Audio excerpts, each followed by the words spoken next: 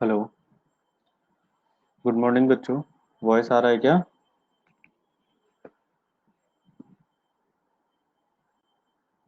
Hello hello बच्चों, मेरी voice आ रही है?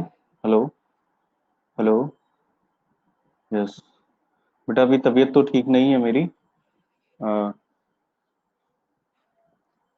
लेकिन मैं जितना आपको टीच कर सकता हूँ मैं ट्राई करूँगा पूरा टीच करने का।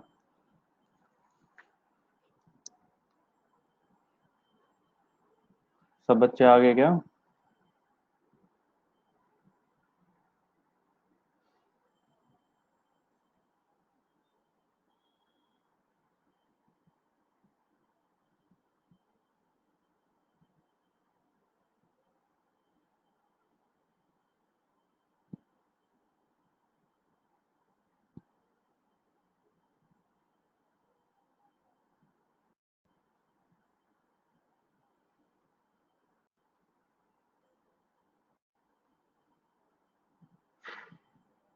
बेटा लास्ट टाइम हम लोगों ने क्या पढ़ा था, कुछ बताना लास्ट टाइम।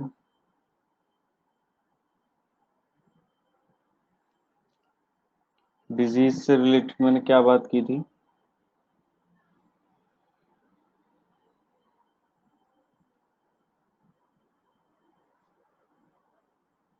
कुछ मीडियम से रिलेटेड मैंने बात की थी। हाँ, medium for spread of the disease. हो गया था ना ये?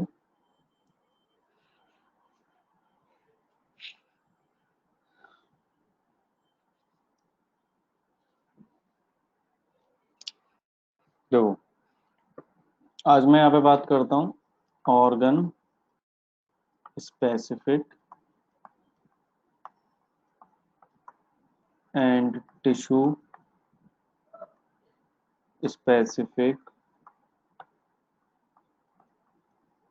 मैनिफेस्टेशन।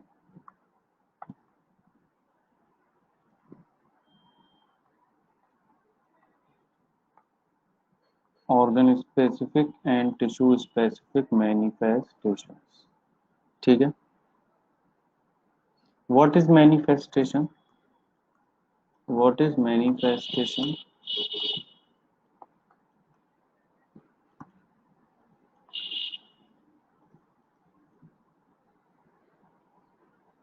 तो ये क्या है? Manifestations are the ways by which disease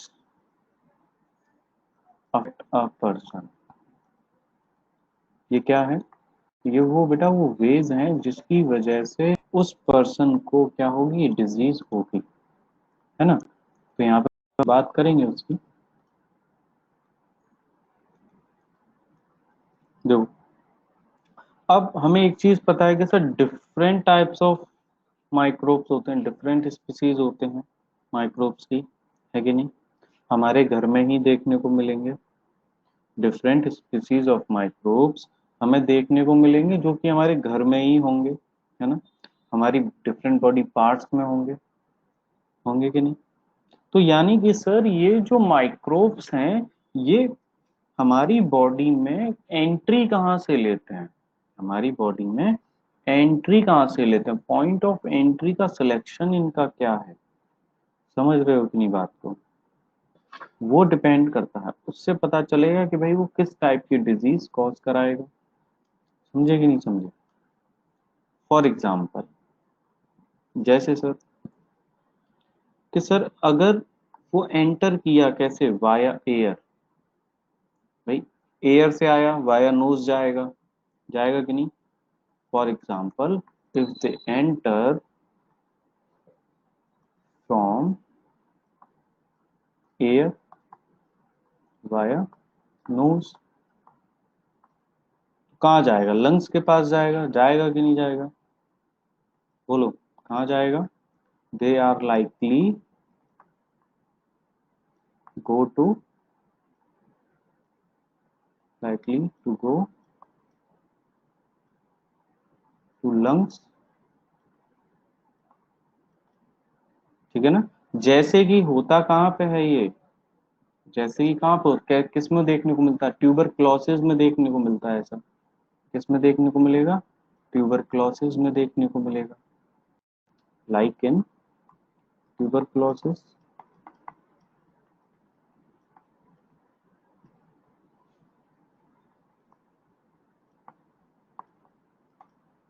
समझे क्या?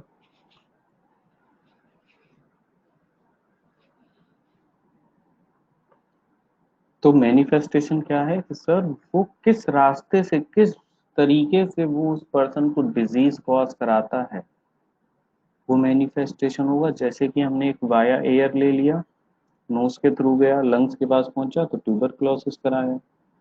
समझे कि नहीं समझे? मान लो फॉर एग्जांपल मैं एक और बात कर लेता हूँ, वो हमारे माउथ के थ्रू गया, कहाँ गया? फॉर एग्जांपल वो कहाँ गया? इफ दे एंटर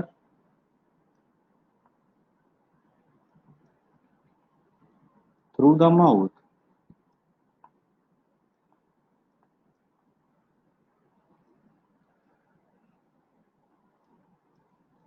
माउथ के थ्रू अगर वो एंटर करता है तो क्या होगा, कहाँ जाएगा बताओ? स्टमक में जाएगा। क्यों भाई? कहाँ जाएगा? स्टमक में जाएगा, इंटेस्टाइन में जाएगा, ठीक है ना? और क्या डिजीज कॉज करा सकता है? फॉर एग्जांपल टाइफाइड करा सकता है। क्यों भाई? वो टाइफाइड कॉजिंग बैक्टीरिया हो सकता है, हो सकता है कि नहीं?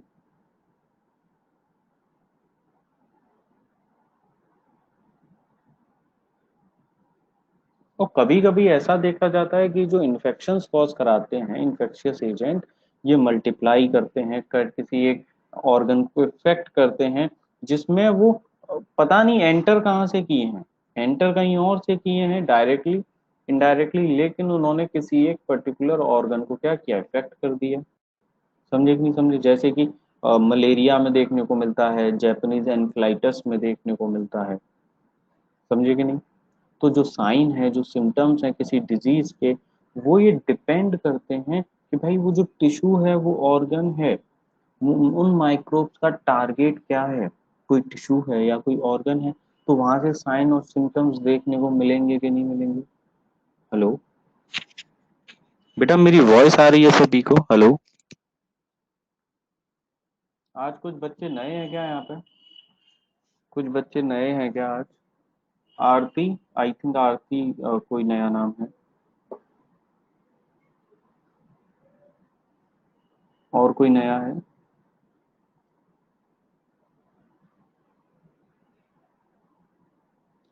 ऋतिशा, यस। और कौन है नया नाम?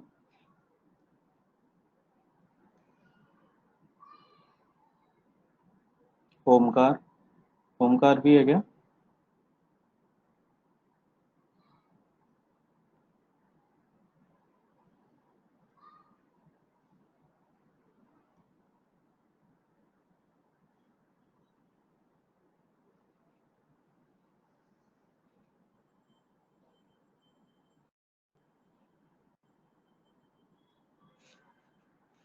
फिर देखो बेटा, क्या बात करते हैं, यानी कि सर कहने का मतलब ये है कि उस माइक्रोब का टारगेट अगर लंग है, क्या है, लंग्स हैं, कि if lungs are the target by a microbe, तो उसका पॉइंट ऑफ एंट्री क्या है, इससे कोई फर्क नहीं पड़ता। उसमें सिम्टम्स हमें देखने को मिलेंगे, जैसे कि कफ, ब्रीथलेसनेस। समझ रहे हो कि नहीं? उस माइक्रोब का अगर टारगेट बेटा अगर लंग्स हैं, तो अगर उसके पॉइंट ऑफ एंट्री को अगर छोड़ दिया जाए, कहीं से भी लिया हो, तो उसका सिम्टम्स तो हमें कफ और ब्रीथलेसनेस ही देखने मिलेगा ना। मिलेगा कि नहीं?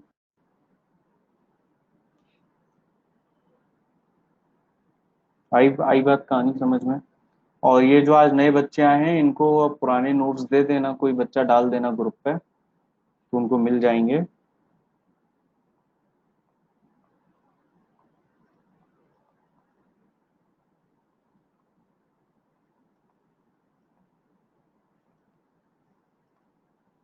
और बेटा आप लोग ना पुराना प्रीवियस लेक्चर देख लेना, जो फर्स्ट पहली क्लासेस में नहीं थे ना, जो आज नए बच्चे आए हैं वो आप उनको देख लेना, तो आपको आइडिया लग जाएगा कि मैंने वहाँ पे क्या समझाया है, क्या करने के लिए बोला है, कैसे करने के लिए बोला है।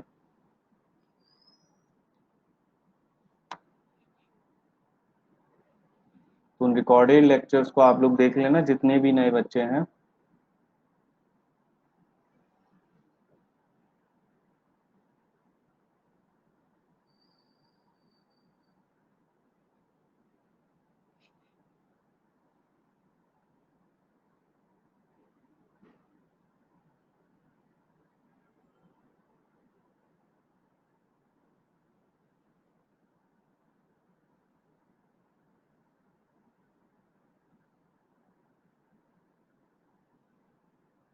हो गया बेटा ये पेज?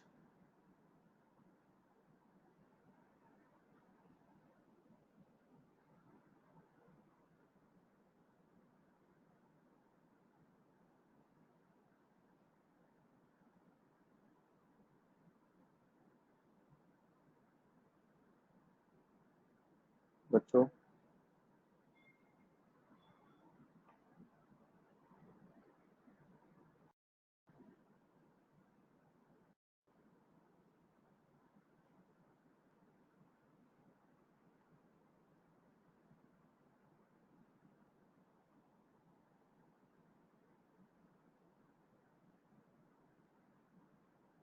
यस बेटा, मैं आपको बॉटनी टीच करूंगा पूरा 11th 12th का। बॉटनी पार्ट लूंगा मैं आपका, करीब करीब 27 अप्रोक्स चैप्टर्स हैं बॉटनी में, वो सारे मैं टीच करूंगा आपको। ओवरऑल 38 चैप्टर्स हैं आपके बायोलॉजी में, तो बॉटनी के अप्रोक्स 27 हैं, वो सारा ही सिलेबस मैं टीच करने वाला हूँ आपको। नेक्स्ट 2 इयर्स में हम लोग पढ़ेंगे, और जिस बच्चे ने रिकॉर्डेड लेक्चर देखा है तो उसको पता चल गया होगा कि किस तरीके से प्लानिंग करनी है, किस तरीके से पढ़ना है। किसी ने देखा recorded lecture?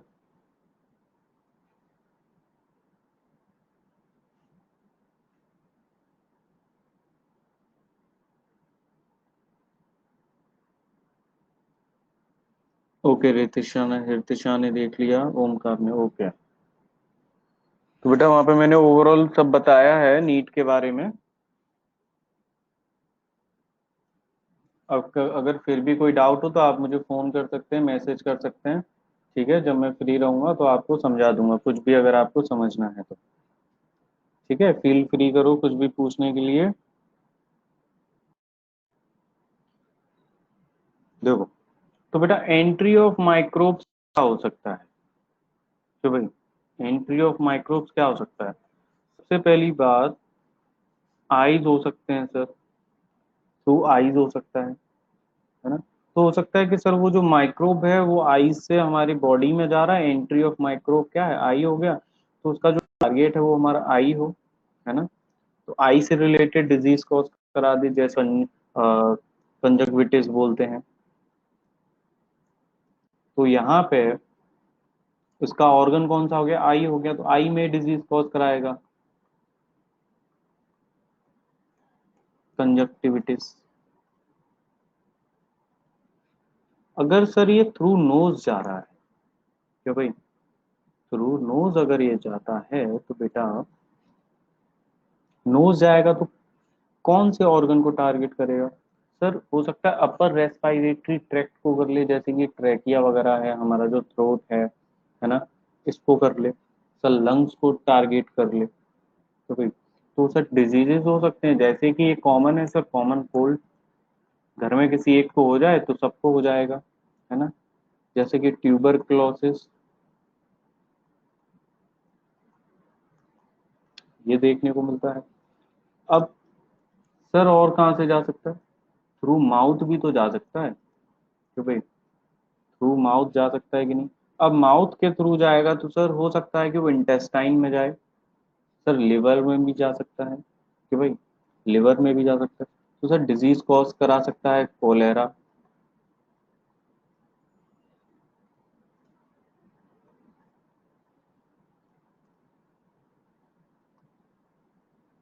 Cholera disease cause करा सकता है। टाइफॉइड डिजीज कॉज करा सकता है ना, हेपेटाइटिस करा सकता है, समझे कि नहीं। और सर ब्लड के थ्रू चला गया तो भाई ब्लड के थ्रू चला गया तो थ्रू ब्लड, तो ब्लड के थ्रू सर ब्रेन में जा सकता है, लिवर में भी जा सकता है, आरबीसी वगैरह को डैमेज कर सकता है ना। सिकल सेल एनीमिया है ना, जिसमें आरबीसी का शेप चेंज हो जाता है, तो हीमोग्लोबिन की कैपेसिटी कम हो जाती है, तो ब्रीथलेसनेस होने लगती है। तो सर ये हमें बीमारियां देखने को मिल सकती हैं। मलेरिया देखने को मिल सकता है, मलेरिया तो बहुत कॉमन है, समझे कि नहीं समझे। क्लियर।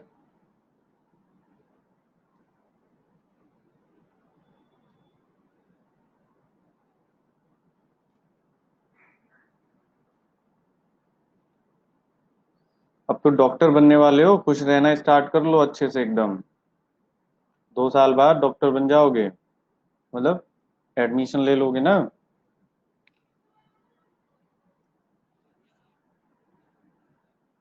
देखो खुद के डॉक्टर बनने से फायदे बहुत सारे हैं। अगर आप डॉक्टर बन जाते हैं ना, तो उसके ना फायदे बहुत सारे हैं, जो आपको और आपकी फैमिली को मिलेंगे, समझे। कैसे फायदे मिलेंगे, देखो आप डॉक्टर बनेंगे तो आपका जो खुद का, अगर आप बीमार पड़ते हैं तो आपका ट्रीटमेंट ऑब्वियसली अच्छा होगा, क्योंकि आप तो सब जानते हैं। आपके जो पेरेंट्स हैं, क्या उनको एक अच्छा ट्रीटमेंट मिलेगा कि नहीं मिलेगा। आपके जो सिबलिंग्स हैं, बहन भाई हैं, घर में और भी चाचा हैं, चाची हैं, मतलब और भी रिलेटिव्स हैं, तो केवल आपके डॉक्टर बनने से आपका जो पूरा परिवार है, फैमिली है, अड़ोसी पड़ोसी जितने भी हैं, उन सब का भला हो जाएगा, समझे कि नहीं समझे। एक इंजीनियर बनने से किसी का फायदा होगा कि नहीं होगा, लेकिन एक डॉक्टर बनने से बहुत बड़ा फायदा होता है सभी का। उस बच्चे का नहीं, उसके घर वालों का, उनके शहर का, उन सब का बहुत बड़ा फायदा होगा। क्योंकि आप देखो, ओल्ड एज में पेरेंट्स पहुंचते हैं तो बीमारी आती है, कोई नहीं रोक सकता, मैंने बताया था डीजेनरेटिव डिजीजेस, है कि नहीं, ओल्ड एज की वजह से होगा। तो सबसे बड़ी बात प्रॉब्लम क्या है कि लोग डरते हैं बस इस वजह से कि वो जो ट्रीटमेंट करा रहे हैं, वो ट्रीटमेंट उनका सही हो रहा है कि नहीं, है ना, क्योंकि वो ट्रीटमेंट हमारी बॉडी पे हो रहा है ना, वो जो एक्सपेरिमेंट चल रहा है, तो वो सही हो रहा है या नहीं, लोग उससे डरते हैं ना बेटा। तो अगर आप डॉक्टर बनेंगे तो आपको पता रहेगा कि कौन सा ट्रीटमेंट चल रहा है, कैसा चल रहा है, तो इंडिया के बेस्ट इंस्टीट्यूट में, बेस्ट मेडिकल हॉस्पिटल्स में आप क्या दे सकते हैं, ट्रीटमेंट दे सकते हैं अपने रिलेटिव्स को, अपने घर वालों को, भाई बहन को, है कि नहीं। और आप खुद ही डॉक्टर हैं तो पैसा भी नहीं खर्च होगा, तो भाई पैसा भी बहुत कम खर्च होगा अगर आप खुद ही डॉक्टर हैं तो, बोलो होगा कि नहीं। तो डॉक्टर बनने के फायदे तो बहुत सारे हैं ना। और सबसे बड़ी बात, सोसाइटी रेस्पेक्ट करेगी, वो अलग। एक डॉक्टर की रेस्पेक्ट जितनी होती है एक सोसाइटी में, उतनी किसी और की नहीं हो सकती,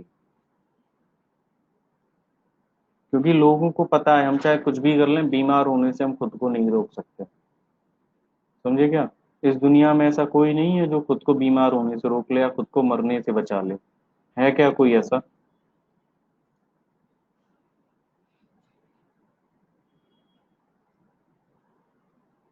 ऐसा तो नहीं है ना, जो आया है वो जाएगा भी। अब जैसे मैं हूं, क्या मैं खुद को बूढ़ा होने से रोक सकता हूँ क्या, नहीं रोक सकता ना, पॉसिबल ही नहीं है सर, नहीं रोक सकते। तो जब मैं बूढ़ा होऊंगा, मेरी हेल्थ डाउन होती चली जाएगी, तो क्या मुझे डिजीजेस नहीं आएंगी, आएंगी ना। तो एक बात बताओ, जब तुम लोग तो डॉक्टर बन जाओगे और मैं तुम्हारे पास आऊंगा, तो मेरा ट्रीटमेंट करोगे कि नहीं।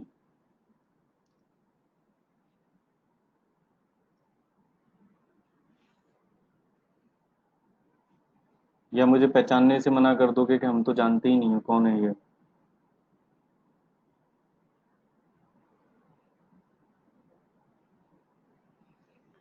है ना। तो देखो, इसीलिए मन लगा के खूब पढ़ो।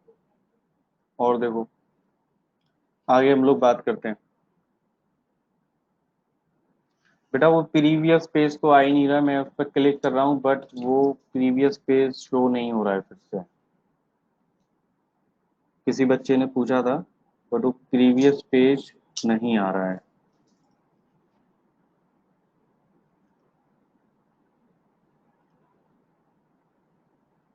देखो फर्स्ट आ गया, सेकंड आ रहा है, रुको हाँ आ गया। कुछ नोट करना है क्या इसमें से?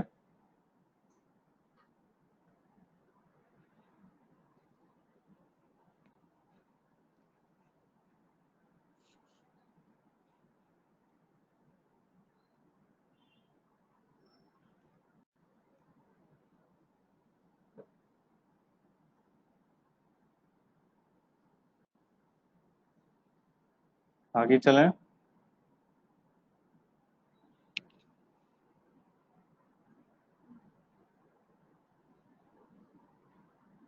नोट हो गया।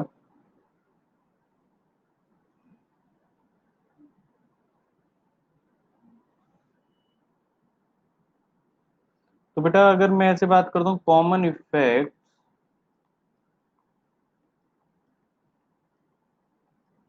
Of infectious disease, common effect of infectious disease, तो अगर कोई इन्फेक्शियस डिजीज होती है तो उसे कॉमन इफेक्ट क्या देखने को मिलेंगे? भाई जब भी आपको कोई इन्फेक्शन होगा तो बॉडी का इम्यून सिस्टम स्टार्ट हो जाएगा कि नहीं, एक्टिवेट होगा कि नहीं बताओ? The body immune system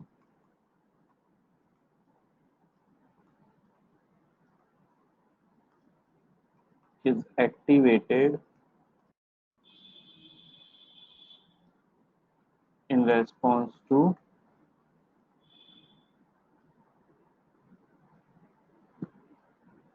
N infection. देखो होता क्या है, अगर ये एक पर्सन है ना, मान लो ये एक पर्सन है, जब भी कोई फॉरेन सब्सटेंस इसकी बॉडी में जाएगा, ठीक है इसकी बॉडी में जाएगा, तो क्या होगा, इसके अंदर ना कौन बैठा होगा? एंटीबॉडी बैठा होगा, इम्यून सिस्टम होगा जो कि क्या बनाएगा? एंटीबॉडी बनाएगा। उसके पास होगी ये गन, देख रहे हो, जिसका नाम है AK-47। क्या है? AK-47 नाम की एक गन होती है। जैसे ही कोई फॉरेन सब्सटेंस आता है तो ये सिस्टम जो है ना बॉडी का, हमारा इम्यून सिस्टम, जिसको मैं तो हमेशा AK-47 कहता हूँ, ये गन है, वो एक्टिवेट हो जाता है और ये ना गोला जो बुलेट्स वगैरह होती हैं अपनी गन चलाना चालू कर देता है ये। ठीक है, ये गन है, गोली बारूद बरसाएगा, जिसकी वजह से क्या होगा कि जो हमारा इम्यून सिस्टम है वो उस चीज से लड़ेगा और उसको किल करेगा, हमें उस इन्फेक्शन से बचाएगा। फॉर एग्जाम्पल हम पूरे दिन में जो खाना खाते हैं, पानी पीते हैं, हम बाहर का भी कुछ ना कुछ खाते हैं कि नहीं? क्या ऐसा पॉसिबल है कि आप बिल्कुल जो भी अपनी बॉडी के अंदर लेते हैं उसमें कोई भी माइक्रोब्स नहीं जाता? ऐसा पॉसिबल है क्या? क्या भाई, बाहर गोलगप्पे वगैरह भी खाने जाते होगे ना, बाहर से वड़ा पाव लाते होगे, कुछ तो खाते होगे मार्केट का, चलो सर भेलपूरी खा के आते हैं, है ना?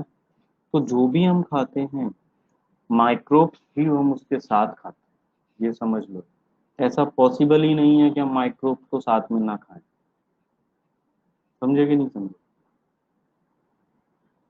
तो वो माइक्रोब से आ रहा है कि नहीं? तो हम, ऐसा थोड़ी कि हमने गोलगप्पे खा लिए हम बीमार पड़ गए, ऐसा होता है क्या? नहीं होता ना। सर पिज्जा मंगाया था, पिज्जा खा लिया हम बीमार पड़ गए, ऐसा तो नहीं होता। तो हमारी बॉडी में सर एक इम्यून सिस्टम है, एक ऐसा कुछ तो है जो उस इन्फेक्शन से लड़ता रहता है। जो माइक्रोब्स वगैरह हमारी बॉडी में जाते हैं उनसे वो लड़ता रहता है सारे टाइम, है ना? लड़ता रहता है कि नहीं? जिसको मैं क्या बोलता हूँ, ये गन है AK-47, है कि नहीं? तो एक्चुअल में हम इसको क्या कहते हैं, WBC कहते हैं कि नहीं, वाइट ब्लड सेल्स, पता है कि नहीं? जो पर्टिकुलर उस पैथोजन को जाके किल करेगा, जो पर्टिकुलर जाके उस पैथोजन को किल करेगा, यानी कि ये क्या इम्यून सिस्टम, सर ये हमारी बॉडी का ना डिफेंसिव सिस्टम है। क्या है? डिफेंसिव सिस्टम है हमारी बॉडी का, जिसकी वजह से वो किसी भी इंफेक्शन को रेस्पॉन्स करता है। Is it clear? Is it clear? या आप ऐसे कह सकते हैं, what is immune system? Ability to fight against the disease. क्या immune system? Ability to fight against the disease. समझे कि नहीं समझे? तो कभी कभी ऐसा देखने को मिलता है कि हमें इसके इफेक्ट भी देखने को मिलते हैं, जैसे कि स्वेलिंग आ जाना, पेन आ जाना, पेन होना, कभी कभी रेडनेस, लाल लाल निशान पड़ जाते हैं ना, वो देखने को मिलना। और कभी कभी हमें एक जनरल इफेक्ट भी देखने को मिलता है, जैसे कि फीवर। कल जैसे कि मैंने वैक्सीन लगवाया था तो मुझे फीवर आ गया, तो क्या था कि मेरा जो बॉडी का इम्यून सिस्टम है वो उससे लड़ रहा है, रेस्पॉन्स कर रहा है। समझे कि नहीं समझे? तो फीवर आना। क्लियर है? तो जिसका इम्यून सिस्टम जितना ज्यादा स्ट्रांग होगा वो उतना ही ज्यादा बेटर होगा। क्यों भाई? आपने देखा होगा, मैं आपको एक एक एग्जांपल देता हूँ। जैसे कि बेटा मौसम चेंज होते हैं, मौसम चेंज होते हैं, वेदर्स आते हैं कई सारे। तो आपने देखा होगा कि कई सारे लोग हैं, जैसे ही वेदर चेंज होता है, गर्मी से ठंडी का, ठंडी से गर्मी का, बरसात का, तो कुछ लोगों को ना खांसी जुकाम बुखार हो जाता है, किसी को कोल्ड हो गया, किसी को कफ हो गया, किसी को फीवर हो गया। होता है कि नहीं ऐसा? थोड़ा सा भी स्लाइटली चेंज जैसे ही आता है वेदर में, बहुत देखने को मिलता है, लोग बीमार पड़ जाते हैं, है ना। लेकिन वहीं कुछ लोग होते हैं जिनको कुछ नहीं होता। लोग ऐसे भी होते हैं जिनको उस वेदर से फर्क ही नहीं पड़ता। समझे कि नहीं समझे? यानी कि उनकी बॉडी की इम्यूनिटी पावर अच्छी है कि नहीं, इम्यून सिस्टम अच्छा है ना। कि जो एनवायरनमेंट चेंज हुआ उसको उन्होंने अडॉप्ट कर लिया पूरे अच्छे तरीके से, कोई भी उनको ना फीवर हुआ, ना कोल्ड हुआ, ना कफ हुआ। तो भाई इम्यूनिटी जो है वो जितनी ज्यादा स्ट्रांग होगी, जितनी ज्यादा अच्छी होगी, वो पर्सन उतना ही ज्यादा अच्छा रहेगा, क्योंकि उसको इन्फेक्शन नहीं हो पाएंगे, तो बीमारियां नहीं हो पाएंगी। समझे कि नहीं? जैसे कि इस इम्यूनिटी की बैंड बजाने के लिए एक बीमारी होती है, HIV एड्स। सुना है क्या? HIV AIDS, human immunodeficiency virus, जो कि कॉज करता है क्या? एड्स। अब ये कैसा है? इस वायरस की क्या खास बात है? ये वायरस क्या करता है? जैसे फॉर एग्जांपल आप ऐसे समझो कि आपको किसी कंट्री को जीतना हो। मैंने आपको बोल दिया कि चलो किसी कंट्री को, चाइना को जीत लेते हैं, चाहे चाइना पे अटैक करते हैं, चाइना को अपने अंडर कर लेते हैं। तो आप लोगों को बोलूंगा चलो स्ट्रेटेजी बनाओ सब लोग। तो क्या स्ट्रेटेजी बनाएंगे? सर, उनका जो डिफेंसिव सिस्टम है, air base, navy base, army base, जो उनका पूरा डिफेंसिव सिस्टम है, सर उसको डिस्ट्रॉय कर देते हैं, उसकी बैंड बजा देते हैं। तो पूरा कंट्री ओवरऑल हमारे अंडर में आ जाएगा। बोलो ऐसा करेंगे कि नहीं? जैसे डिफेंसिव सिस्टम को ही उड़ा देते हैं सारा, फिर वो लोग क्या करेंगे? हम लोग उसको कंट्रोल कर लेंगे पूरा। तो एज इट इज ये HIV एड्स क्या करता है, ये वायरस, ये जो AK-47, ये जो डिफेंसिव सिस्टम है ना, AK-47, इस पे अटैक करता है डायरेक्टली। किस पे अटैक करेगा? डायरेक्टली वो आके इस इम्यून सिस्टम पे, इस गन को डिस्ट्रॉय करने की कोशिश करेगा, जिसकी वजह से बॉडी हमारी क्या करेगी? इससे लड़ ही नहीं पाएगी, उसकी एबिलिटी जो है फाइट अगेंस्ट द डिजीज वो वीक हो जाएगी। क्यों भाई? समझे कि नहीं समझे? वो वीक हो जाएगी, जिसकी वजह से उस पेशेंट को इम्यूनिटी जब रहेगी नहीं, तो बताओ अब उसकी बॉडी में केवल और केवल कौन जा रहा है? फॉरेन पार्टिकल्स जा रहे हैं, माइक्रोब्स जा रहे हैं कि नहीं? और वो क्या करेंगे? वो उसकी बॉडी में ग्रोथ करेंगे, मल्टीप्लाई करेंगे, अपना नंबर बढ़ाएंगे, जिसकी वजह से उस पर्सन को और भी कई सारी बीमारियां देखने को मिलेंगी। समझे क्या? और इसका ट्रीटमेंट के लिए सर्च चल रहा है, इसका रिसर्च चल रहे हैं इसके लिए कि क्या ट्रीटमेंट इसका हो सकता है। देखिए बहुत जल्दी शायद इसका क्योर आ जाए, अभी तक तो कोई क्योर है नहीं। समझे कि नहीं?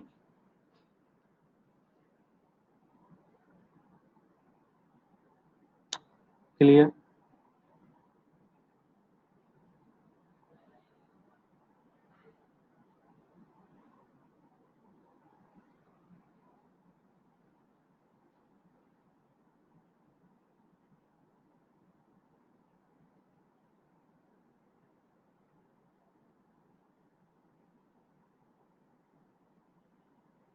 अब देखो आगे, इसको कॉपी कर लिया क्या, इसको कॉपी कर लो, एज इट इज कर लेना कॉपी, HIV एड्स WBC सब लिख लेना, याद रहेगा। कॉपी कर लो इसको।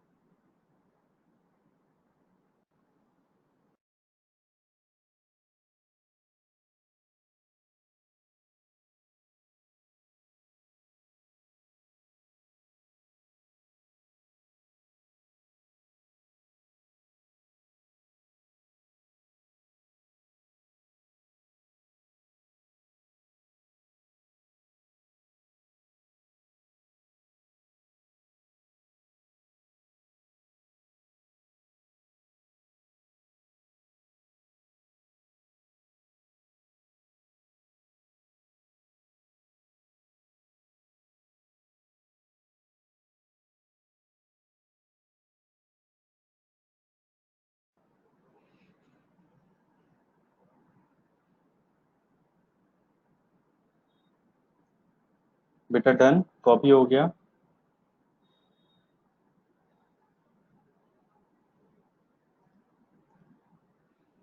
कर लो, कॉपी कर लो।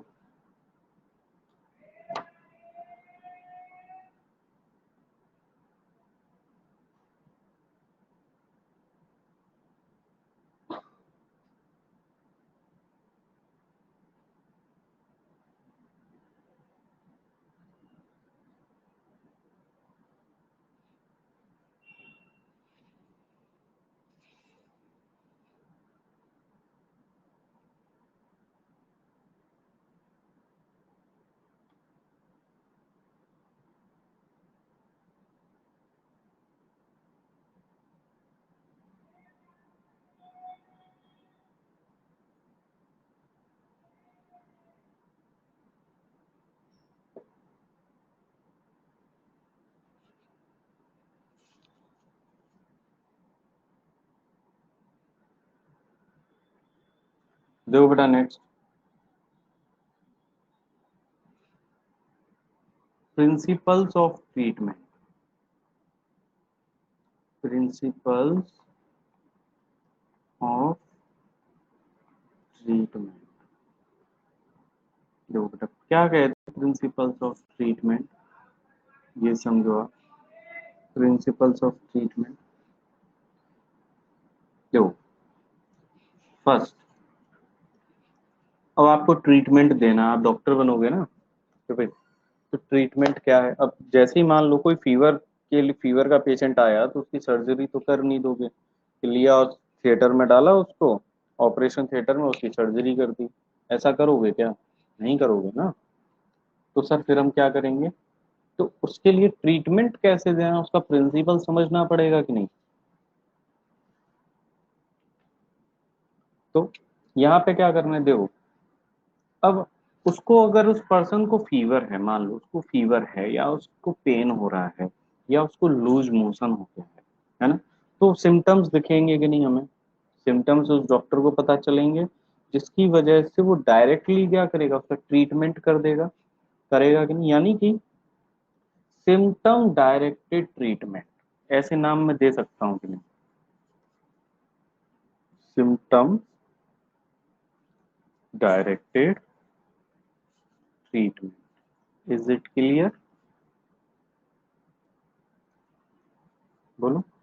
सिम्टम्स डायरेक्टेड ट्रीटमेंट, जैसे मैंने फॉर एग्जांपल क्या दिया था अभी, फीवर के लिए बोला, पेन के लिए बोला, कोई अगर पेन कम करना हो या लूज मोशन किसी को हो गए हो,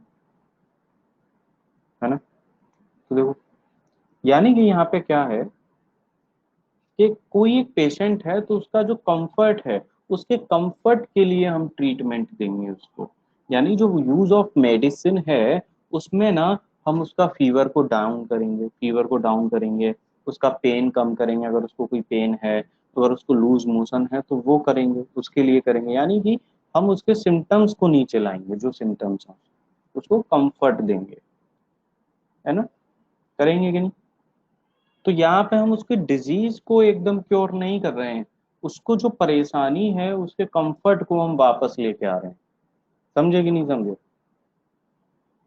भाई जैसे क्या होता है, कभी किसी के पेन होता है स्टमक वगैरह में, तो जाके मार्केट में के पास केमिस्ट वाले के पास जाते हैं, उसको बोलते हैं अरे हमें पेन हो रहा है, तो वहाँ पे एक लोग कंपाउंडर वगैरह भी होता है, वो लेते हैं और 2-3 इंजेक्शन लगा देते हैं जिसकी वजह से पेन गायब हो गया। लेकिन वहां पर उस बीमारी का इलाज नहीं हुआ, ध्यान से समझो, केवल उसको डाउन किया गया, उसके पेन को कम किया गया, उसको बीमारी क्या है, उस बीमारी का इलाज नहीं हुआ है कोई भी।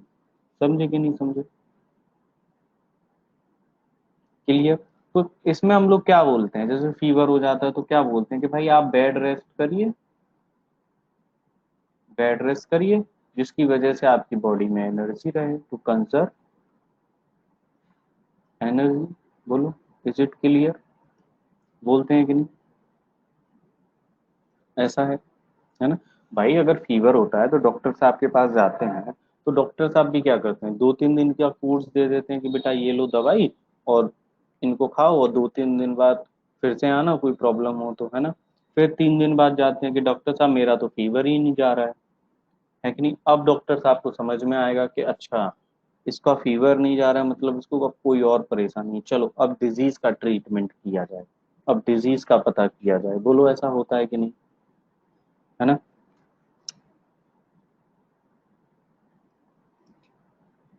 अब सुनो,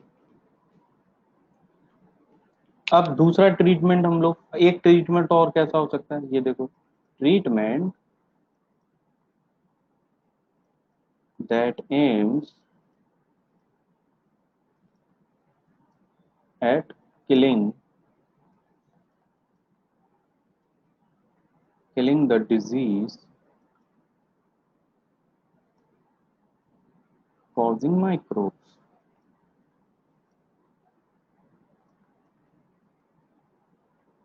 देखो, अब एक ट्रीटमेंट हम कौन सा लेते हैं कि जिसमें हमारा एम ये होता है कि जो डिजीज कॉजिंग माइक्रोब हैं उनकी डेथ हो जाए, उनको किल कर दें। तो भाई ऐसा लेते हैं कि नहीं? है ना? जब हमें मान लीजिए कोई वायरल फीवर वगैरह हो गया, है ना, तो हम लोग क्या लेते हैं सर, हम लोग ना एक ड्रग लेते हैं फॉर एग्जांपल जिसका नाम होता है एंटीबायोटिक।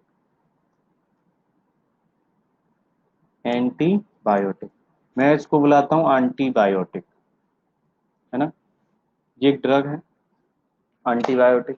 तो क्या क्या करता है सर ये? सर ये जो मेडिसिन है ना, हम इसका इस्तेमाल करते हैं माइक्रोब्स को किल करने के लिए, है ना? Medicine are use to kill the microbes.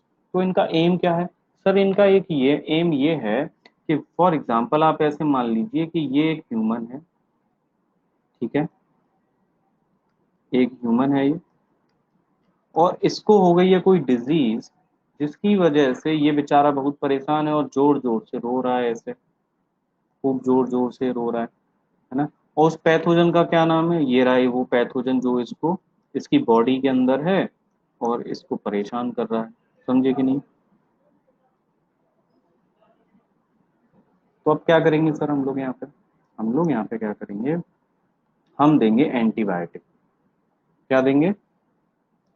Antibiotic, जिसकी वजह से ये जो माइक्रोब है इसका बायोकेमिकल पाथवे कुछ होगा कि भाई ये अपना ग्रोथ कर रहा है कि नहीं, मतलब कुछ तो रिएक्शन चल रही है इसकी भी, तो मेटाबॉलिक पाथवे इसका होगा कि नहीं? बोलो, होगा कि नहीं होगा? तो हम ये ड्रग लेके क्या करेंगे कि इसके इस बायोकेमिकल पाथवे को ना ब्लॉक कर देंगे, इस पैथोजन के बायोकेमिकल पाथवे जो हैं इनको हम लोग ब्लॉक कर देंगे, जिसकी वजह से अब ये ग्रोथ नहीं कर पाएगा, मल्टीप्लाई नहीं कर पाएगा और किल हो जाएगा। और ये मेडिसिन हमें परेशान नहीं करेंगी। किसी बच्चे को आए कि सर ये इसके बायोकेमिकल माइक्रोब के बायोकेमिकल पाथवे को किल कर रहे हैं, तो क्या हमें भी नुकसान पहुंचाएंगे? नहीं, ये एंटीबायोटिक हमारे पाथवे को कुछ नहीं कहेंगे, हमारे बॉडी के बायोकेमिकल पाथवे को कुछ भी नहीं कहेंगे, ये इस बैक्टीरिया को किल करेंगे। समझे कि नहीं समझे? एंटीबायोटिक, जैसे कि वायरल फीवर वगैरह हो जाता है तो डॉक्टर साहब जाके देते हैं कि नहीं, कि लो बेटा एक एंटीबायोटिक भी ले लेना, है ना? 3 दिन के लिए देते हैं ना, एक एक एक। है ना। और कभी कभी हमें नॉर्मल भी फीवर, जैसे रात को आ गया फीवर, नॉर्मल आ जाता है, तो मम्मी क्या करती हैं, जो पैरासीटामोल घर पे होती है वो नॉर्मली पैरासीटामोल दे देते हैं घर वाले, है ना। क्योंकि पता है सर बुखार चढ़ेगा तो आधा हिंदुस्तान तो अपने आप में वैसे ही डॉक्टर है यहाँ पे, है कि नहीं, कि लो भाई बुखार आया पैरासीटामोल खा लो।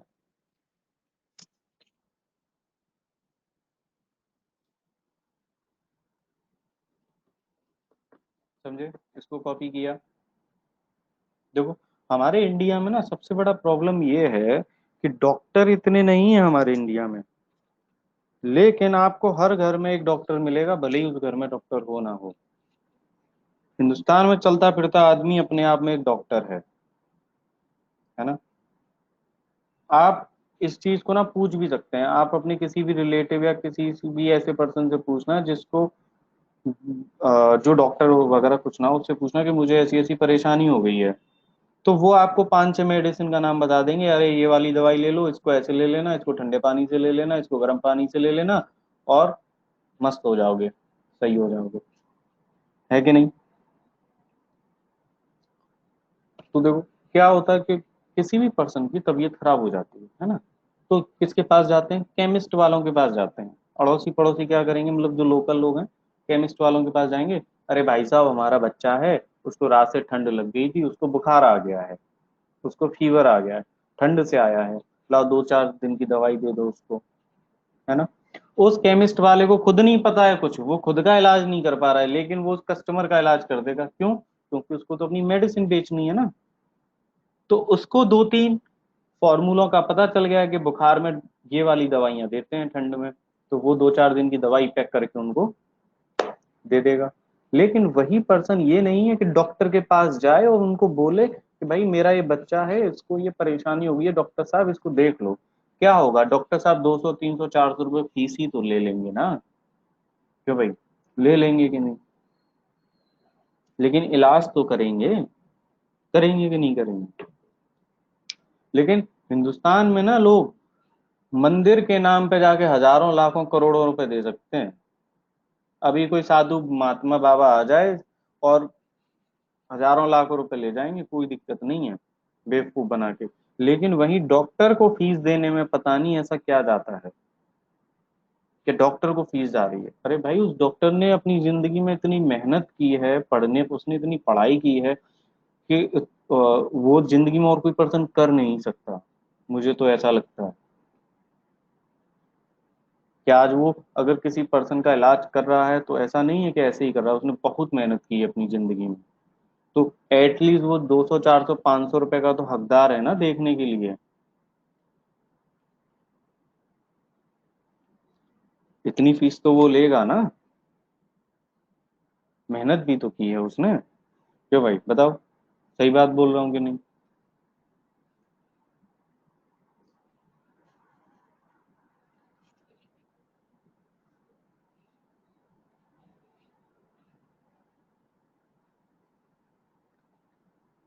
नहीं बेटा, मैं डॉक्टर नहीं हूँ। Hello hello hello. मैं डॉक्टर नहीं हूँ, मेरे लेकिन मेरे फैमिली में बहुत सारे डॉक्टर्स हैं। आपने वो एक हॉस्पिटल का, जयपुर के एक हॉस्पिटल का नाम सुना है, SMS हॉस्पिटल।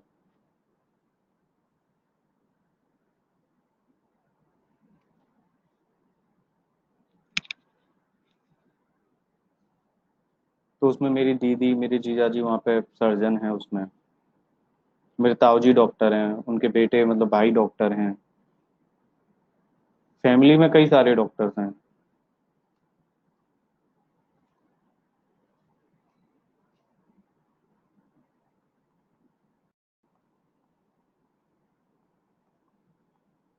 ये देखो बेटा, लिमिटेशन, आप ट्रीटमेंट करोगे तो उसका भी कोई लिमिटेशन होना चाहिए कि नहीं होना चाहिए, बोलो। Limitation to principal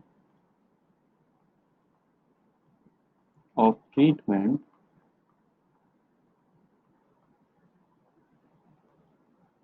treatment of infectious disease.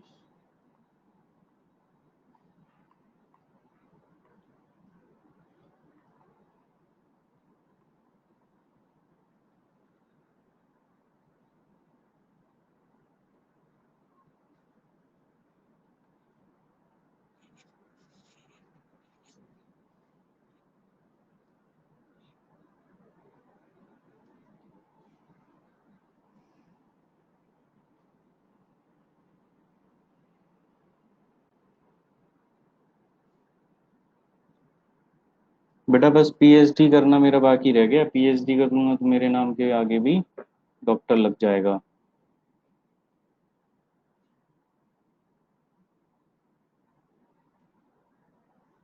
और देखो,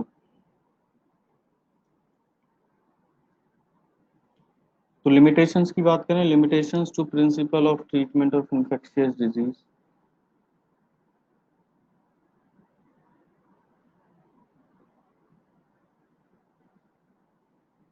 limitations to principle of treatment of infectious disease, तो जब आप ट्रीटमेंट लेंगे तो उनके कुछ लिमिटेशंस होंगे कि नहीं किसी भी इन्फेक्शियस डिजीज के, क्यों भाई?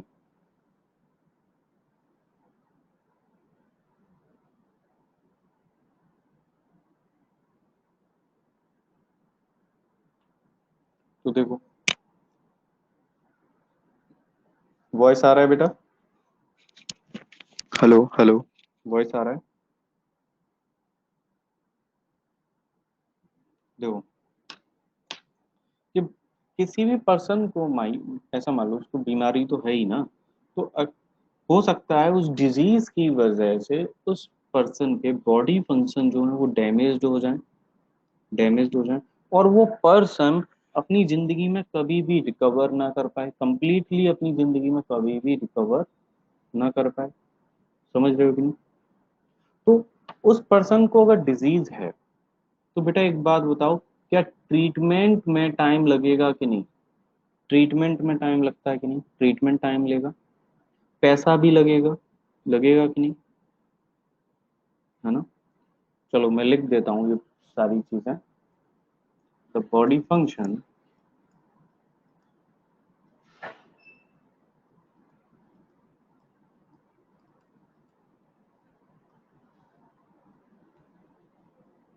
may be damaged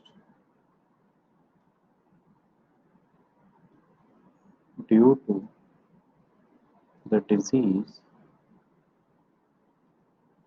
and the patient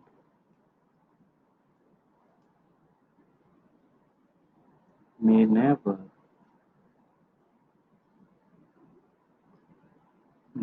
recover completely। है ना?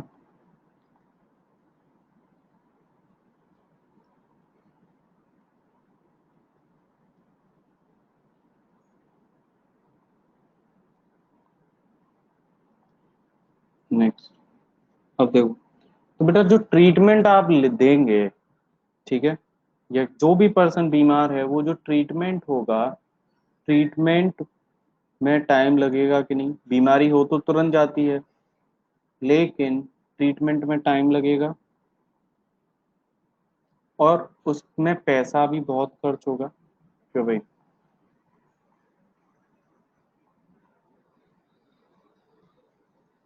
पैसा खर्च होगा कि नहीं? बहुत सारा पैसा खर्च होगा, है ना? और हो सकता है सर उस पेशेंट को बहुत सारे वक्त के लिए, कई अच्छे खासे टाइम के लिए बेड पे रहना पड़े।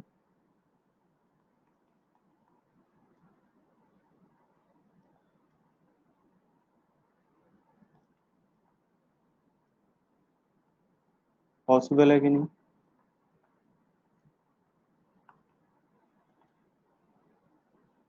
है ना? भाई इलाज है वो टाइम लेता है, पैसा लेता है, और बेड पे भी रहना पड़ेगा। कोरोना में हमने देखा ना, देखा कि नहीं देखा?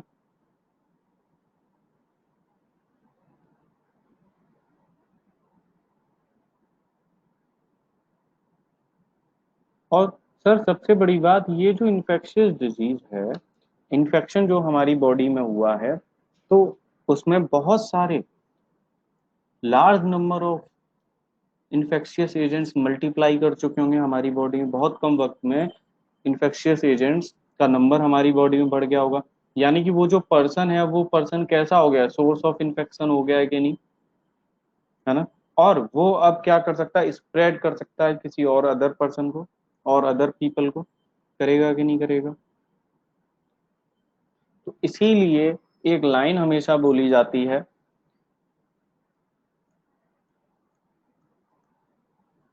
कौन सी sir? Prevention is better, prevention of disease, prevention of disease prevention of disease is better than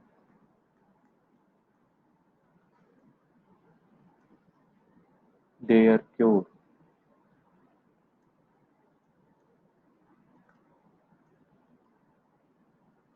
Prevention of disease is better than their cure. Clear? Hello, is it clear बच्चों?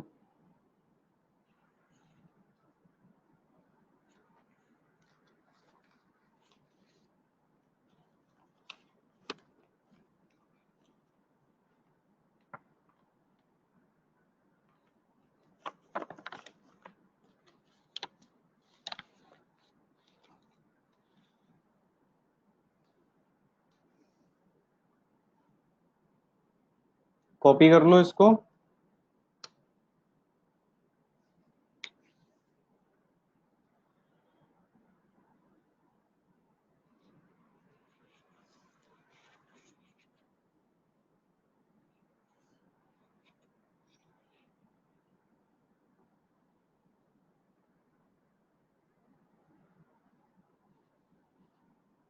कॉपी कर लिया?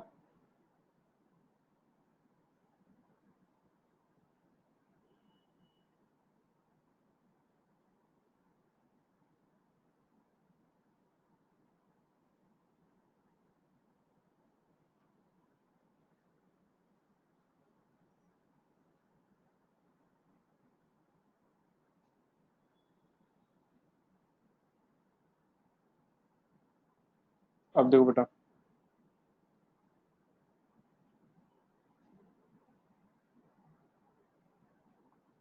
Prevention of infectious disease.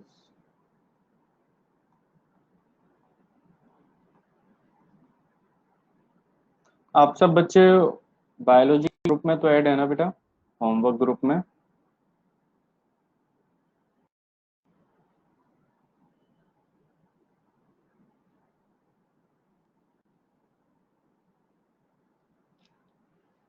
तो देखो, prevention क्या होता है? सबसे पहली बात तो प्रिवेंशन वर्ड को समझ लेते हैं। सर ये प्रिवेंशन होता क्या है, मतलब क्या है इसका? Means to stop a disease from occurring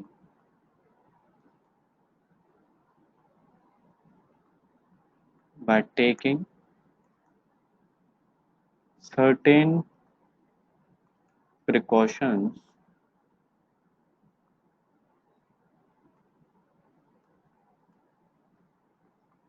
is called prevention।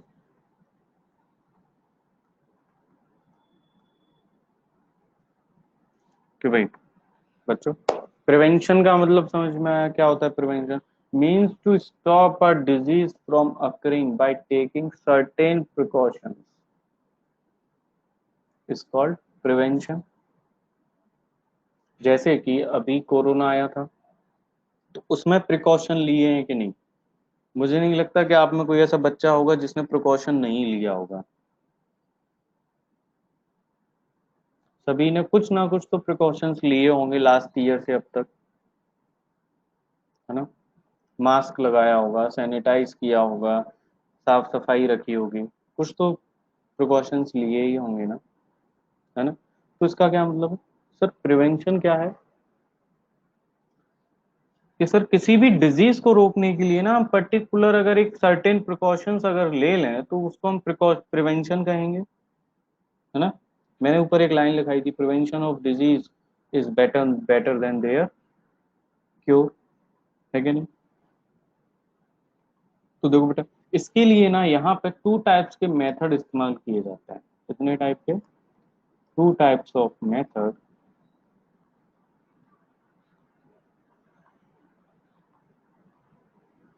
Are used. कौन कौन से? देखो बेटा, पहला जनरल मेथड, दूसरा method specific to a disease.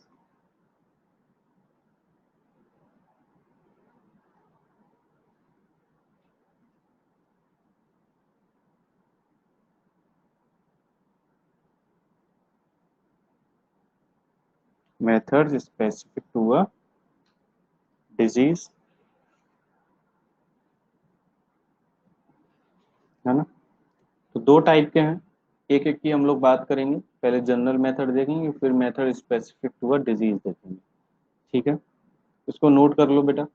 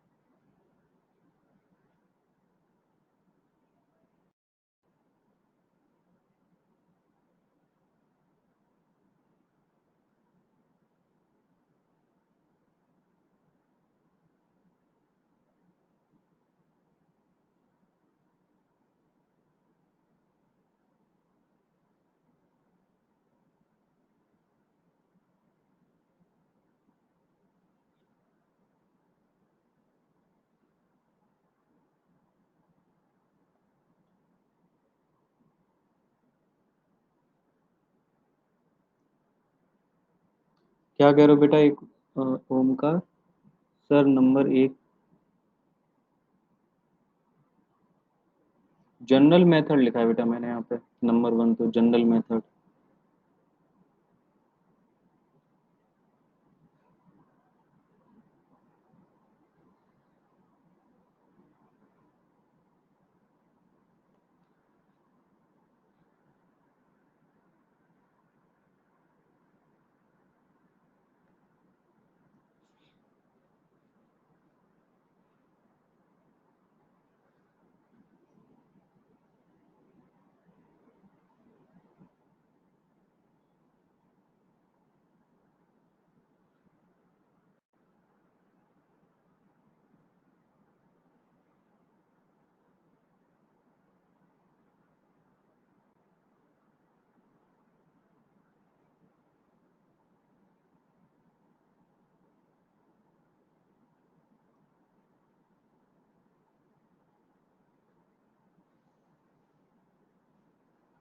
चलो बेटा बात करते हैं जनरल मेथड की। General method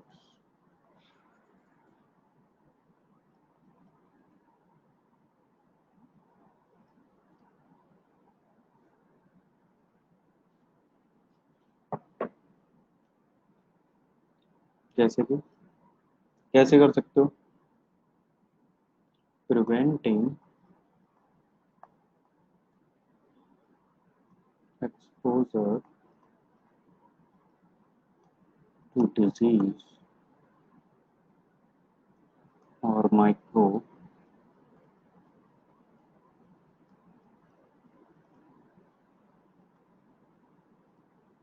through following veg.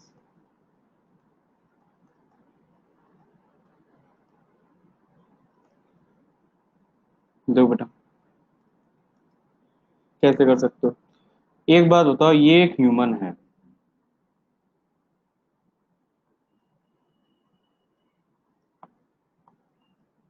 ये एक ह्यूमन है, तो ये जिंदा रहने के लिए क्या करेगा, पानी पिएगा, अपनी बॉडी में पानी पिएगा कि नहीं। तो बेटा सबसे पहला प्रिवेंशन क्या है, सेफ ड्रिंकिंग वाटर। क्योंकि सारे दिन में वाटर एक ऐसी चीज होती है जिसको हम बार बार ड्रिंक करते हैं। खाना तो हर टाइम नहीं खाते रहते हैं कि हर 10 मिनट में, 1 घंटे में हम कुछ खाना खा रहे हैं, ऐसा तो नहीं करते। लेकिन पानी हम बहुत ज्यादा पीते हैं, बार बार पीते रहते हैं, है ना। तो सबसे पहला प्रिवेंशन क्या आता है, सेफ ड्रिंकिंग वाटर। ठीक है कि नहीं। तो वाटर जो है वो एकदम साफ सुथरा होना चाहिए, जिसकी वजह से बीमारियां कम से कम होंगी। Clear.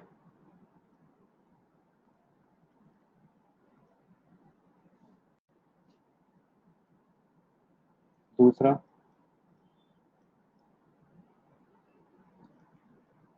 Proper disposal of waste, proper disposal of waste. तो बेटा एक बात बताओ, इस हिंदुस्तान में, इस दुनिया में ऐसा कोई पर्सन है जो वेस्ट ना निकालता हो, जिस घर से भी वेस्ट ना निकले? प्रिवेंटिंग एक्सपोजर लिखा है बेटा, ये preventing exposure to disease, preventing exposure to disease और माइक्रोब्स थ्रू फॉलोइंग वेज।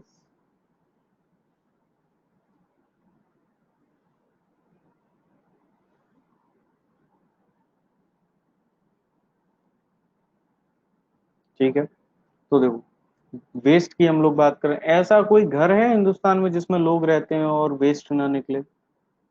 नहीं होगा ना ऐसा, ऐसा कोई भी, मुझे नहीं लगता कि कोई है। ऐसा कोई पर्सन नहीं है जो वेस्ट ना निकालता हो, जो गंदगी ना करता हो। गार्बेज तो निकलेगा ही सर, खाना पीना खाएंगे तो गार्बेज तो इकट्ठा होगा ही होगा, होगा ना? तो वो गार्बेज जो इतना इकट्ठा होगा, उसका प्रॉपर तरीके से डिस्पोजल होना बहुत जरूरी है, क्योंकि यही जो है क्या करवाता है, बीमारियां कॉज करवाता है। याद है मैंने लास्ट लेक्चर में इसकी एक मैकेनिज्म पढ़ाई थी कि जो लोग हैं किस तरीके से गंदगी करते हैं और फिर उसका इफेक्ट कैसे हम लोगों को पड़ता है। याद आ रहा है किसी को? सोसाइटी का मैंने एग्जाम्पल लिया था कि देखो, एनवायरनमेंट की कैसे बैंड बजती है, यहाँ पे हमारी खुद की सराउंडिंग्स गंदी होती है, एनवायरनमेंट की बैंड बजेगी और ओवरऑल हमारी बैंड बजेगी, है ना? तो प्रॉपर डिस्पोजल ऑफ वेस्ट होना बहुत जरूरी है किसी भी बीमारियों से बचने के लिए, है ना? जैसे कि हम लोग अपने घरों को साफ सुथरा रखते हैं, तो हमारे घर के चारों तरफ जो एरिया है वो भी तो एकदम क्लीन, नीट एंड क्लीन होना चाहिए। जिसका मतलब क्या है, जो वेस्ट है वो प्रॉपर तरीके से डिस्पोज्ड होना चाहिए। जैसे कि भाई पहले क्या था, पहले तो लोग क्या करते थे, जो वेस्ट होता था घर के सामने ही फेंक देते थे, लेकिन धीरे धीरे लोग अवेयर हो गए, डस्टबिन आजकल घर में रखते हैं, है कि नहीं? डस्टबिन रखना रखना उन्होंने चालू कर दिया। और आजकल तो इतने अच्छे डस्टबिन आते हैं कि उनको कवर करके अच्छे तरीके से वो पॉलीथीन वगैरह लगा के उनको कवर करके घर में रखते हैं। क्यों रखते हैं कि नहीं? तो उस गार्बेज को अच्छे तरीके से डिस्पोज करना बहुत जरूरी है, जिसकी वजह से बीमारियां कम से कम फैलेंगी। और क्या है सर? और आपने बताया था सर कि जो कचरा वगैरह हमारे घरों के आसपास जो गंदगी होती है या पानी इकट्ठा हो गया है कहीं, भाई पानी वगैरह भी तो इकट्ठा हो जाता है हमारे घरों के आसपास, है ना? तो रुका हुआ पानी जो होता है ना वो बहुत खतरनाक होता है, क्योंकि वहां पे ना मॉस्किटोज वगैरह की ग्रोथ होना चालू हो जाती है, समझे कि नहीं? फ्लाइज, मॉस्किटोज, तो इन, ये जो वेक्टर्स हैं, वेक्टर्स मतलब मॉस्किटोज, फ्लाइज, उसकी हम बात करें, जो स्प्रेड, जो क्या करते हैं, बीमारियों को स्प्रेड करते हैं। ठीक है, तो अगर ऐसा कोई भी आपके, आप अपने घरों के आसपास देखते हैं कि कहीं पानी जमा हो गया है या कहीं कूड़ा करकट है, तो वो नहीं होना चाहिए, क्योंकि वहां से ना मच्छर वगैरह आएंगे, मॉस्किटोज आएंगे, फ्लाइज आएंगी, वो गंदगी साथ लेके आएंगी और हमारे खाने पीने की चीजों पे हमारे घरों में बैठेंगी वो, और हमारे अंदर वो बीमारियां ट्रांसफर हो जाएंगी और हम बीमार पड़ जाएंगे। समझे कि नहीं समझे? तो इसको कंट्रोल करना बहुत जरूरी है।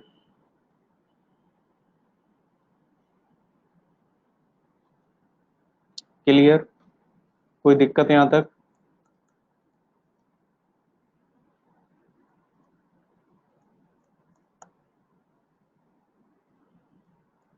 फिर देखो बेटा, having a strong immune system, having a strong immune system, तो इस इम्यून सिस्टम को स्ट्रांग रखना बहुत जरूरी है, क्योंकि जिससे हमारी बॉडी क्या करेगी, रेजिस्ट करेगी इन्फेक्शन को। तो उसके लिए आप क्या करिए, साफ सुथरा पानी पीजिए, साफ सुथरा खाइए, और एयर जो है वो भी ब्रीथ कर रहे हैं आप, वो भी एकदम क्लीन होना चाहिए। समझे कि नहीं समझे? जिससे कि इम्यून सिस्टम अच्छा रहे। और खाना पीना प्रॉपर तरीके से खाइए, जैसे कि ऐसा नहीं कि आप भेलपूरी खा के आ गए, गोलगप्पे खा के आ गए तो हम खाना नहीं खाएंगे, उनको खा लो कोई दिक्कत नहीं है। लेकिन आपका लंच ब्रेकफास्ट डिनर जो है घर का बना हुआ, आपको वो नहीं छोड़ना है, वो खाना ही खाना है। क्योंकि हमारी बॉडी को ना उसकी बहुत रिक्वायरमेंट होती है उस खाने की, ना कि गोलगप्पे और भेलपूरी की। समझे क्या? क्योंकि न्यूट्रिशन जो हमें मिलेगा ना, हमें उनसे मिलेगा जो घर का एकदम हाइजीनिक नीट एंड क्लीन खाना होगा। क्लियर?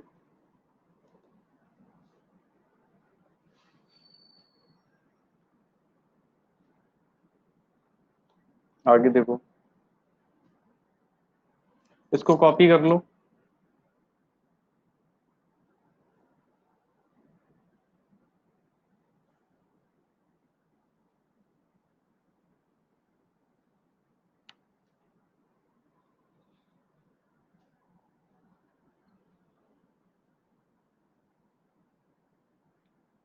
इसको बेटा पूरा कॉपी कर लो।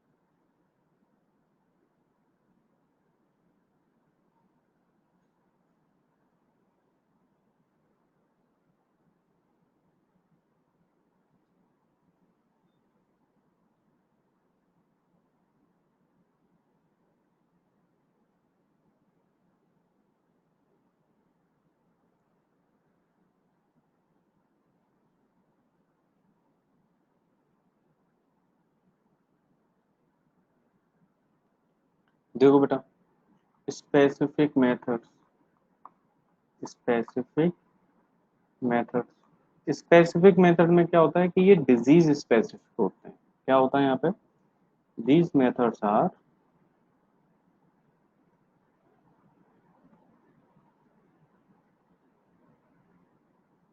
Disease specific.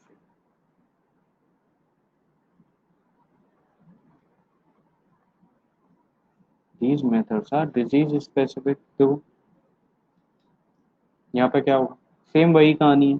जैसे कि हमारी बॉडी में कोई भी सब्सटेंस आ जाता है, फॉरेन सब्सटेंस, तो हमारी बॉडी क्या बनाती है? एंटीबॉडीज बनाती है कि नहीं? जिसकी वजह से वो किसी भी बैक्टीरिया वायरस या उनका कोई प्रोडक्ट है उससे लड़ पाए, है कि नहीं? वो क्या होते हैं? सब प्रोटीन सब्सटेंस होते हैं, उनको हम एंटीजन कहते हैं। एंटीजन क्या है? फॉरेन सब्सटेंस है। हमारी बॉडी में जैसे ही आएगा क्या बनेंगे? एंटीबॉडी बनेंगे। समझे कि नहीं समझे? देखो, इसका सीधा सीधा कंसेप्ट ये होता है, ये एक पर्सन है और इसकी बॉडी में आ रहा है क्या? कोई फॉरेन एंटीजन आ रहा है कि नहीं? तो देखो इसके नाम में ही छुपा हुआ है इसका मतलब। देखो एंटी जन, एंटीजन, एंटी मतलब एंटीबॉडी, क्या है? एंटीबॉडी। और जनरेट मतलब जनरेट। समझ रहे हो इसका मतलब यानी क्या है? सर ये वो एंटीजन है जो क्या बनवाएगा? एंटीबॉडी बनवाएगा। समझे क्या? क्या है? सर ये वो प्रोटीन है एंटीजन जो क्या प्रोडक्शन करवाएगा? एंटीबॉडी का प्रोडक्शन करवाएगा। समझे क्या? एंटी मतलब एंटीबॉडी, जन मतलब जनरेट। समझे क्या? तो जब भी हमारी बॉडी में कोई बैक्टीरिया वायरस या उसका कोई प्रोडक्ट आता है, और ये सब क्या होते हैं? प्रोटीन होते हैं। जैसे ही कोई आएगा हमारी बॉडी में क्या बनेगा? एंटीबॉडी बनेगा। समझे कि नहीं? एंटीबॉडी क्या है? वो AK-47 है, ठीक है, जो कि इनको क्या करेगा? डिस्ट्रॉय कर देगा। कर देगा कि नहीं? है ना? तो आपने ऐसे देखा होगा कि कभी किसी को चिकन पॉक्स होता है जीवन में, लाइफ में एक बार चिकन पॉक्स तो होता ही होता है ना? अगर किसी को चिकन पॉक्स अगर हुआ होगा तो उसको सेकेंड टाइम चिकन पॉक्स नहीं हो पाएगा। उस पर्सन को सेकंड टाइम चिकन पॉक्स नहीं हो पाएगा। क्यों? क्योंकि सर उसकी बॉडी में वो चिकन पॉक्स वाले क्या हैं, एंटीबॉडीज पहले से ही बने पड़े हैं। तो जैसे ही वो चिकन पॉक्स वाला एंटीजन आएगा बॉडी में, तो उसका एंटीबॉडी है कि नहीं हमारी बॉडी में प्रेजेंट, है ना, जिसकी वजह से दोबारा हम उस चिकन पॉक्स से सफर नहीं कर पाएंगे। और इसी को तो कहते हैं इम्यूनाइजेशन।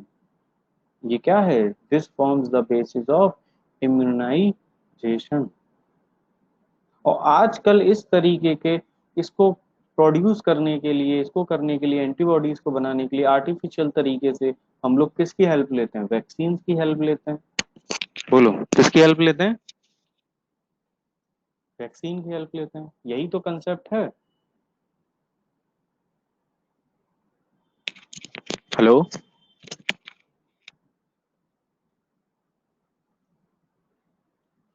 क्लियर बेटा? वॉइस आ रहा है क्या मेरा?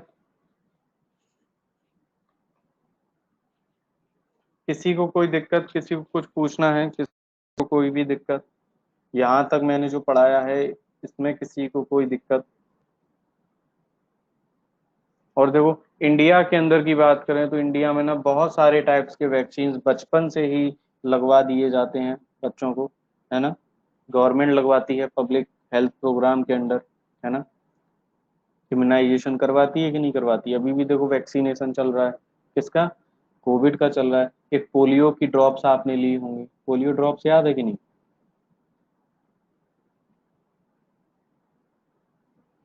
है ना। तो बचपन से पोलियो दे दिया जाता है, 2 बूंद जिंदगी की, है ना। 7-8 साल के होते हैं तब तक उसको पिलाते रहते हैं, घर घर आके पिलाते हैं बच्चों को, है ना। पोलियो की ड्रॉप्स पिलाते हैं। तो ये वैक्सीन किसी भी तरीके से ली जा सकती हैं, या तो इंजेक्ट करके ली जा सकती हैं, या इनको ओरली, जैसे पोलियो को ओरली दे देते हैं, है कि नहीं। तो इस तरीके से वैक्सीनेशन किया जा सकता है जिससे कि हम लोग उस डिजीज से सफर ना करें। तो ये स्पेसिफिक मेथड्स में आ गया कि नहीं। और ऐसा देखा जाता है कि जो जनरल मेथड्स मैंने आपको बताए हैं, अगर जनरल मेथड्स को लोग फॉलो करें, उसको जनरल मेथड्स को अगर लोग फॉलो करें, तो उसकी वजह से होगा ये कि उनकी इम्यूनिटी भी स्ट्रांग रहेगी, साफ सुथरे रहेंगे, बीमारियां कम से कम होंगी। तो जो खांसी जुकाम बुखार तमाम जो चीजें होती हैं वो नहीं हो पाएंगी, और धीरे धीरे बहुत सारी बीमारियां उनको नहीं होंगी और वो हेल्दी रहेंगे। समझे कि नहीं समझे?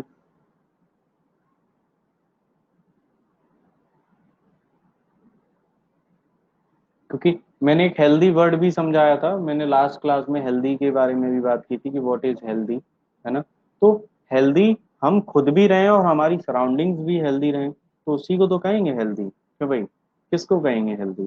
हम भी हेल्दी रहें और हमारी सराउंडिंग्स भी हेल्दी रहें, है ना। तो आप कहीं घूमने गए और वहां पे बहुत अच्छा हुआ, वहाँ का एरिया वगैरह साफ सुथरा, ये सब आपको देख के बहुत अच्छा लग रहा है मन को, तो आप क्या कहेंगे कि सर बहुत हेल्दी थी सर वो जगह, है ना।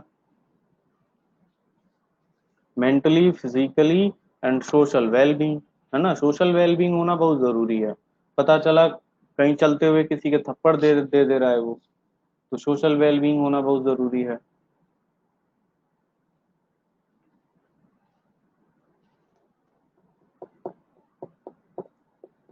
Clear everyone?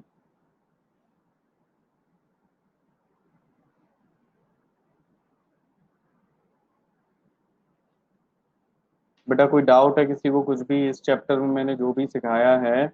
ये सारी बेसिक चीजें जो आपकी जिंदगी भर आपको इस्तेमाल करनी है, अब भूलना मत इनको।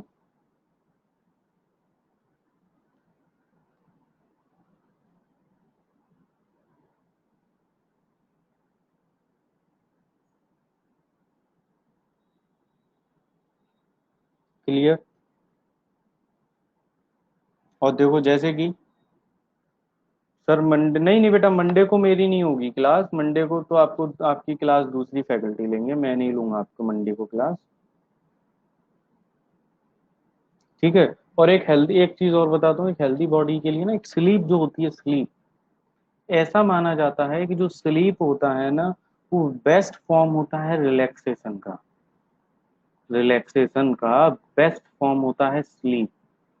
तो आप at least 5 to 6 hour, 5 to 6 hour non disturb undisturbed sleep लीजिए एटलीस्ट। एडल्ट जो होते हैं, जैसे आप इस स्टेज में हैं, आप जब भी रात को सोएं, अपना मोबाइल फोन जो भी चीजें हैं, मतलब ऐसे कर लीजिए कि कोई चीज, जो चीज आपको डिस्टर्ब करती है तो उससे दूर रहिए। ठीक है।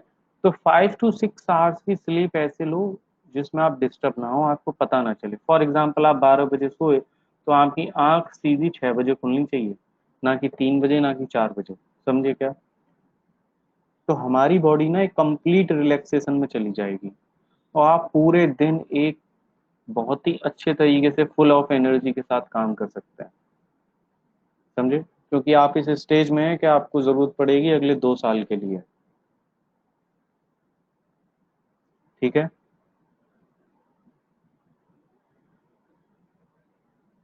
जितने भी सारे काम है वो करिए, कोई दिक्कत नहीं है। जितने भी आपके लाइफ के जो भी काम है, जरूरी काम है, सब कुछ करिए।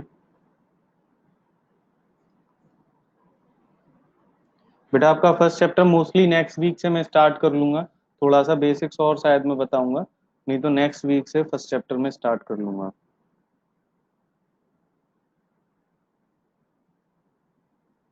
थोड़ा सा टर्मिनोलॉजी और बताऊंगा, और फर्स्ट चैप्टर हम लोग स्टार्ट कर लेंगे। ओके। ओके बेटा, now you can leave. Thank you very much. Have a nice day. Good night. Bye बच्चों।